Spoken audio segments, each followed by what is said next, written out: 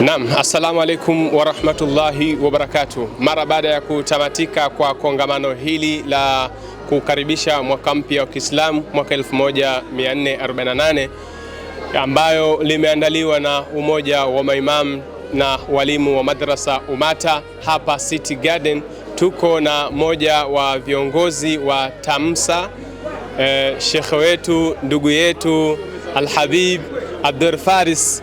Atakwambia kitu gani yeye leo amekipata kutoka katika kongamano hili, lakini pia atakwambia namna gani maandalizi ambayo wanakwenda kuyaandaa kama mmoja wao kwa ajili ya kukaribisha mwaka huu mpya.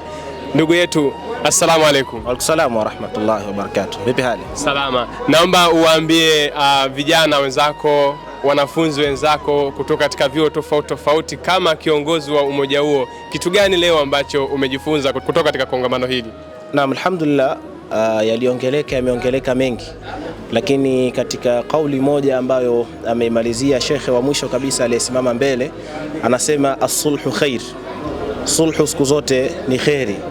Kwa hiyo katika kitu ambacho nimejifunza katika kongamano hili ndio kuja na pointi kubwa ambayo nimeichukua, sulhu ni kitu bora sana na ni kitu bora sana, na hata sisi baadhi ya jumuiya na taasisi ambazo ziko, tuache zile longolongo ambazo tuko nazo. Shekhe kanukuu kauli, anasema tuikhtilafiane lakini tusigombane.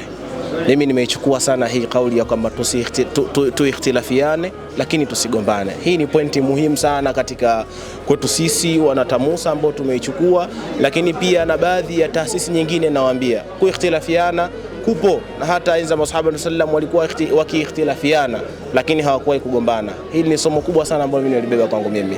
Lakini pia katika swala zima la kuandaa mwaka mpya wa Kiislamu na kupokea mwaka mpya wa Kiislamu kwa upande wa TAMUSA, alhamdulillah jambo hilo tumeliandaa na insha Allah tutakuja karibuni kulitolea taarifa zake rasmi.